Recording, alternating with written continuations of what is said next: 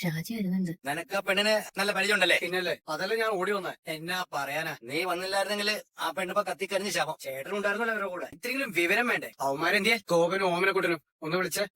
ഓമനക്കുട്ടാ, എടാ ഷാജി വിളിക്കുന്നു. ചേട്ടൻ നോക്കി നിൽക്കുമല്ലായിരുന്നോ? ഇവിടുന്ന് പിള്ളേര് മണ്ണെണ്ണ കനാസുമായിട്ട് ഇവിടുന്ന് പോകുമ്പോ ചെയ്യലടാ മോനെന്ന് പറയണ്ടേ? എടാ മനുഷ്യനാണെങ്കിൽ ഇത്ര വെളിവ് വേണ്ട. എന്നാ കാട്ടായടാ നിങ്ങൾ കാണിച്ചേ. ഞാൻ അവിടെ വന്നില്ലായിരുന്നെങ്കിൽ ആ പെണ്ണിനെ തീ വെച്ച് കൊല്ലത്തില്ലായിരുന്നു. ഞങ്ങളുടെ പെങ്ങളെ ദ്രോഹിച്ചവരോട് ഞങ്ങൾക്ക് എന്ത് ചെയ്യാനും മടിയില്ല. കൊന്നു കളഞ്ഞു, ഒരു സംശയം വേണ്ട. എന്നിട്ട് നീയൊക്കെ എങ്ങോട്ട് പോകും? എത്ര പോലീസുകാരെ തല്ലുകൊള്ളണം, എത്ര ജയിലർമാരെ ചവിട്ട് കൊള്ളണം, എത്ര തടവാറെ ഇടിയേക്കണം. രണ്ടുമല്ല 12-14 കൊല്ലം ജയിലിൽ കിടക്കേണ്ടി വരും. ഇവിടെ സുഖാണ് നിന്റെയൊക്കെ വിചാരം? ഞങ്ങൾ അതിനും തയ്യാറാ. ജയിലിൽ പോകണമെങ്കിൽ പോകും. എന്റെ അനിയത്തി കിടക്കുന്ന കിടപ്പ് കണ്ടോ, സഹിക്കാൻ പറ്റത്തില്ല. എടാ അതിന് ആ പെണ്ണ് എന്നാ ചെയ്തു? അത് അവിടുത്തെ വീട്ടു ജോലിക്കാരിയാ. അനാഥാലയത്തിൽ നിന്ന് വന്ന ശമ്പളം കിട്ടുന്ന പൈസ മുഴുവൻ അത് അനാഥാലയത്തിൽ അരി വാങ്ങിച്ചു കൊടുക്കുക. ഞങ്ങൾക്ക് അറിയില്ലായിരുന്നു ആളുമാറി ചെയ്തു. മറ്റവന്റെ പെങ്ങളാണെന്നാ വിചാരിച്ചത്. ആ പോട്ടെ, വിട്ടുകള. ഞാനാണെങ്കിൽ പാഞ്ഞു വന്നാൽ രണ്ടുപേർക്ക് അടിയും ചവിട്ടും. അതൊന്നും മനഃപൂർവ്വം ചെയ്തതല്ല. എന്നെ ഒഴിച്ച് തീപ്പെട്ടി കളിച്ച് ഈവനോടെ കത്തിക്കാൻ നിൽക്കണേ അകറ്റി മാറ്റണ്ടേ? ഇനി അതിന്റെ പിണക്കൊന്നും മനസ്സിൽ വെച്ചേക്കണം. ഞാൻ അങ്ങോട്ട് ചെല്ലട്ടെ. ആ പെണ്ണിനെ കുളിക്കാൻ കയറ്റിക്ക്. ഇറങ്ങുമ്പോ ഇത്തിരി ചോറ് കൊടുക്കാം, കൊണ്ടുവിടാം. പോട്ടേടാ. ശരിയേട്ടാ. ഹലോ, എസ് ഐ രമേശ് നമ്പിയാരില്ല? അതെ. സാറേ ഞാൻ കണ്ണാടിപ്പറമ്പ് കോളനിയിൽ നിന്ന് വിളിക്കുക. ഇവിടെ വലിയ കൊലപാതകം നടക്കാൻ പോവാ സാറേ. എന്നിട്ട് താനൊക്കെ നോക്കി നിൽക്കുകയാണോ? എവിടെയാണോ? ആരെ കൊല്ലുമെന്ന് പറയടോ? സാറേ ആ ജ്വല്ലറിക്കാരന്റെ മകൾ ഇവിടെ വന്നു, ശരണ്യേക്കാണ്. അവളെ നാട്ടുകാരെല്ലാം കൂടെ മണ്ണെണ്ണ വെച്ച് കത്തിക്കാൻ പോവുക. താൻ എന്താണ് ഈ പറയുന്നത്? ആ ബാലേന്ദ്ര മേനോന്റെ മകൾ അവിടെ വന്നു. അതെ സാറേ, തലവഴി ഒരിക്കാൻ മണ്ണെണ്ണ വെച്ച് ഇവിടെ നിർത്തിയേക്കുക. ഞാൻ അതിന്റെ വീഡിയോ എടുത്തിട്ടുണ്ട്, അയച്ചു തരാം. ഞാൻ അവിടുന്ന് പേടിച്ചിട്ട് ഓടിപ്പോന്നതാ സാറേ. ഒരു മിനിറ്റ്. ആ പെണ്ണിന്റെ പേരെന്താ പറഞ്ഞേ? അലീനയെന്നോ മറ്റോ എന്തോ. അലീനെ? താൻ ആ വീഡിയോ ഒന്ന് സെൻഡ് ചെയ്ത് വണ്ടി എടുക്ക്. കണ്ണാടിപ്പുറം കോളിലേറെ പോണം. ശരണ്യയുടെ വീടിരിക്കുന്ന സ്ഥലം വേഗം വേണം. അമ്മ ചോറ് ഒത്ത് പരിക്കുണ്ടല്ലോ. വീട്ടിൽ ചെന്ന് എന്നാ പറയും? ഇവിടുന്ന് കിട്ടിയതാന്ന് പറയും. അല്ല ഞാൻ ഒന്ന് ചോദിക്കട്ടെ, എന്തിനാ വന്നു? ശരണ്യ അതാണ് എന്റെ സംശയം. അല്ല മോനെ, ഈ കൊച്ചു ചോറുണ്ടട്ടെ, അത് കഴിഞ്ഞ് വർത്തമാനം പറയാം. നീ ചോറുണ്ടായിരുന്നോ? എനിക്ക് ഒന്നും വേണ്ട ഷാജി ചേട്ടാ. എന്ന് പറഞ്ഞ എങ്ങനെ? ഇവിടെ വന്ന് നാട്ടുകാരെ തല്ല കൊണ്ടിട്ട് ഇപ്പൊ നല്ല വിശപ്പ് കാണല്ലോ. ഞാൻ കാരണം നിങ്ങൾക്കും കൂടി ബുദ്ധിമുട്ടായി. വേണ്ടായിരുന്നു. ഇതൊക്കെ ഒരു ഭംഗിക്ക് വേണ്ടി പറയാറുണ്ട്. നിർബന്ധിക്കുമ്പോ കഴിക്കും. വയറ് നമ്മുടെ അല്ലേ. അങ്ങോട്ട് ഇരിക്കേ കൊച്ചേ. മോളുടെ കാര്യം ഷാജി ഇവിടെ വന്ന് പറയാറുണ്ട്. ജോലി ചെയ്ത് കിട്ടുന്ന കാശൊക്കെ അനാഥാലയക്കാർക്ക് അരി വാങ്ങി കൊടുക്കുകയാണ്. ഓട്ടോക്കാരന്റെ വീട്ടിലെ ഊണ സ്വർണ്ണക്കടക്കാരന്റെ വീട്ടിലത്ര രുചി കാണത്തില്ല. കഴിക്കുന്ന എന്താ ഇങ്ങനെ നോക്കിയിരിക്കണേ? ഇല്ലാത്തവർക്ക് കൊടുക്കാൻ മാത്രം പോരാ ഈ ഉത്സാഹം. ഇങ്ങോട്ടേക്കും വല്ലതും കിട്ടിയാ അതും കഴിക്കാൻ പഠിക്കും. ഷാജി ഏട്ടനൊന്നും മിണ്ടാതിരുന്നേ. അത് കഴിക്കട്ടെ, വഴക്ക് പറയാതെ. അതുകൊണ്ടല്ല, 1 മണിക്കൂർ മുൻപ് ഞാൻ മരണത്തിന് മുൻപിൽ കൈകുപ്പി നിൽക്കുക. ഷാജി ചേട്ടൻ വന്നില്ലായിരുന്നെങ്കിൽ ഇപ്പൊ ഞാനൊരു കരിക്കട്ടയാ.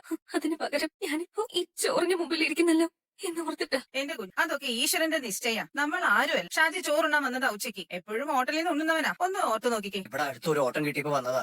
എന്നാ വീട്ടിൽ കയറി ചോറുണ്ടേച്ച് പോകാന്ന് കരുതി. അത്രേ ഉള്ളൂ. അല്ലാതെ ഞാൻ വലിയ മഹാകാര്യം ചെയ്തൊന്നും ഞാൻ വിചാരിക്കണില്ല. മോള് ചോറുണ്ണ.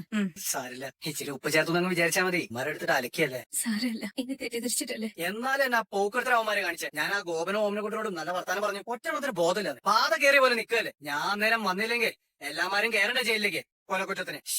ഭാഗ്യം, അങ്ങനെയൊന്നും സംഭവിച്ചില്ലല്ലോ. എന്തിനാ ശരണനെ കാണാൻ വന്നത്? ആ വീട്ടിലെ പയ്യനെ കേസിന്ന് രക്ഷിക്കണം എന്ന് പറയാനാണോ? അയ്യോ അല്ല ഷാജി ചേട്ടാ, എനിക്ക് ആ കുട്ടിയെ ഒന്ന് കാണണമെന്ന് തോന്നി. എന്നെ ഓർത്തോണ്ടാ കൊച്ചു ഒറ്റയ്ക്ക് ഇങ്ങോട്ട് വന്നത്. ഇവിടെ നാട്ടുകാരെ ശരണ്യെ ഉപദ്രവിച്ചമാരെ കിട്ടിയ അരച്ചേലിക്ക് ജ്യൂസാക്കി കുടിക്കാനുള്ള കലിപ്പിലാ നിൽക്കണേ. അപ്പോഴാണ് നിന്റെ വരും. ആ വീട്ടിലെ പയ്യന്റെ പെങ്ങളാന്നല്ലോ എല്ലാരും വിചാരിച്ചേ. പിന്നെ ജീവനോട് വെച്ചേക്കോ. ഞാൻ ഇങ്ങനെയൊന്നും വിചാരിച്ചില്ല ഷാജി ചേട്ടാ. ആരെങ്കിലും കൂട്ടിക്കൊണ്ടുവന്നിരുന്നെങ്കിൽ ഒരു കുഴപ്പം ഉണ്ടാവില്ല. ആ കരുണാലയത്തിലെ കന്യാസ്ത്രീകളെയോ സേവഭാരതിൽ ആരെങ്കിലോ പഞ്ചായത്ത് മെമ്പറെയോ. എനിക്ക് അത്രയും ബുദ്ധി തോന്നിയില്ല. അതാ. പൊട്ടിയാണല്ലേ ചരനേരം. ആദ്യമേ പറഞ്ഞാൽ മതിയായിരുന്നു ആ വീട്ടിലെ ജോലിക്കാരിയാണെന്ന്. ആ നേരത്ത് വായിൽ നാക്കില്ലായിരുന്നു. എല്ലാരും കൂടെ പെട്ടെന്ന് വളഞ്ഞു. ഞാനങ്ങ് പതറിപ്പോയി. എന്നെ കൊല്ലാൻ പോവാണെന്നൊന്നും അറിയത്തില്ലല്ലോ. ആ പെങ്കൊച്ചനെ കണ്ടിട്ട് എനിക്ക് എന്നാ കാര്യം? ഒന്നുമില്ലെന്നേ, അതിനെ ആശ്വസിപ്പിക്കണമെന്ന് തോന്നി. സൈക്കോളജിയിലെ ഡോക്ടറോ കൗൺസിലിംഗ് ഉള്ളവരെ നോക്കിയിട്ടോ അതിനൊരു മാറ്റമില്ലാന്നേ. കല്ല് പോലെ ഇരിക്കുക. ഈ ചെന്നിട്ട് എന്നാ ചെയ്യാനാ? എന്നെ കൊണ്ട് സാധിക്കും. അവളെ ആശ്വസിപ്പിക്കും. അവൾക്ക് സമാധാനം കൊടുക്കുക. കൗൺസിലിംഗും സൈക്കോളജിയും ഒന്നും അല്ല. ഇനിയിപ്പോ അത് നടക്കത്തില്ല. ഇത്രയും സംഭവങ്ങൾ നടന്നിട്ട് ഇനി അങ്ങോട്ട് ചെല്ലാൻ പറ്റും. ഞാൻ പോകും ഷാജി ചേട്ടാ. അവളെ കാണും. നിനക്ക് പേടിയില്ലേ കുഞ്ഞ്? ഇനിയും പോകുന്നോ? ഇല്ല, ഞാൻ വന്ന കാര്യം നടക്കണ്ടേ. അവര് നിന്നെ വീട്ടിൽ കയറ്റിയില്ലെങ്കിലോ? ഞാൻ നോക്കട്ടെ. മോളെ, ആ. ഇതാ ബാഗ്. ആ. പാലത്തിങ്കിലെ ബിജു എടുത്തോണ്ട് വന്ന് തന്നായിരുന്നു. ഓ, ഞാനോർത്തു ഇതിന് തിരിച്ചു കിട്ടത്തില്ലെന്ന്. പിടിയും വെലി നടന്നിട്ട് കിടപ്പുണ്ടായിരുന്നു. അതിൽ നിന്ന് എന്തെങ്കിലും നഷ്ടപ്പെട്ടിട്ടുണ്ടെങ്കിൽ ഞാൻ ഉത്തരവാദി അല്ലാട്ടോ. നഷ്ടപ്പെടാൻ ഒരു ഫോണും വണ്ടിക്കൂലിക്കുള്ള ചില്ലറയും മാത്രമേ ഉള്ളൂ. ആദ്യം ഇവിടെ തന്നെ ഉണ്ട്. ഞാൻ എന്തായാലും ശരണ്യ ഒന്ന് കണ്ടിട്ട് വരാം. സൂക്ഷിക്കണേ മോളെ. ഓമനക്കുട്ട, നീ അകത്ത് കയറി. നിന്നെ അവള് വല്ലതും പറഞ്ഞെങ്കിലോ? ഞാൻ ശരണ്യ ഒന്ന് കണ്ടോട്ടെ. എനിക്കൊരു അനുജത്തിയുണ്ട്, രേവതിക്കുട്ടി. അവളെ പോലെയാ എനിക്കിപ്പോ ശരണ്യ. നീ എന്നാ അവളെ കാണുന്നേ? ഒന്നും കൊടുക്കാനല്ല, ഒന്നും വാങ്ങാനും അല്ല. എന്റെ കയ്യിൽ ഒന്നുമില്ല. ഈ ഡ്രസ്സ് പോലും ഷാജി ചേട്ടന്റെ സഹോദരി തന്നതാ. എന്തിനാ എന്റെ മോളെ കാണുന്നേന്ന് പറ. അവളെ ആശ്വസിപ്പിക്കാൻ എനിക്ക് സാധിക്കും. അവളെ ധൈര്യപ്പെടുത്താൻ, അവളെ എഴുന്നേൽപ്പിക്കാൻ എനിക്ക് പറ്റും. എന്തിനാ എന്നെ ഭയപ്പെടുന്നത്? ഞാനൊരു പെണ്ണല്ലേ. എനിക്ക് ബലമായിട്ട് എന്തെങ്കിലും ചെയ്യാൻ കഴിയൂ. എല്ലാരും കൂടി എന്നെ കൊന്നേനെ. ഒരാളെ എന്തിനാണ് കൊല്ലുന്നതെന്ന് പോലും അറിയാതെ കൊല്ലാൻ തീരുമാനിച്ചവരാ. കൊന്നിട്ട് എങ്ങോട്ട് പോകും? ശരണയുടെ മുറിയൊന്ന് കാട്ടിത്തരൂ. തണച്ചേക്ക്. എന്താടാ നിന്റെ വിഷമം? ഞാൻ നിന്റെ ചേച്ചിയാണ് കേട്ടോ. നമുക്ക് ഒന്നിച്ച് നിൽക്കാം. നീ ഒറ്റയ്ക്കായി പോയെന്ന് വിചാരിക്കണ്ട കേട്ടോ. കരയാതെടാ. എന്റെ മോളിങ്ങി വന്നേ. ഞാനുണ്ട്. എല്ലാ സങ്കടവും എന്നോട് പറഞ്ഞു. എനിക്കറിയാം എന്നോട് നീ സങ്കടം പറയുമെന്ന് പറഞ്ഞു. എല്ലാം പറഞ്ഞു. എല്ലാം. ഞാനൊരു അനാഥയായിരുന്നു. വീട്ടു ജോലിക്കാരിയായിട്ട് പാലായില് വന്നവളാ. പേരലീന. മോളെ തളർന്നു പോയ അവസ്ഥയിന്ന് ഞാൻ കുറെ അനിയത്തിമാരെ കൈ പിടിച്ച് നടത്തിയിട്ടുണ്ട്. ഒന്നും പേടിക്കണ്ട കേട്ടോ. നമുക്ക് മുന്നോട്ട് പോകാം. അല്ലടാ, നിന്നെ ദ്രോഹിച്ചവർ തീർന്നു. നിനക്ക് എന്ത് പറ്റി? ഒന്നുമില്ല. നല്ല പോലെ സോപ്പിട്ട് കുളിച്ച് നല്ല വൃത്തിയുള്ള ഡ്രസ് ഇട്ടാ നമ്മളായി.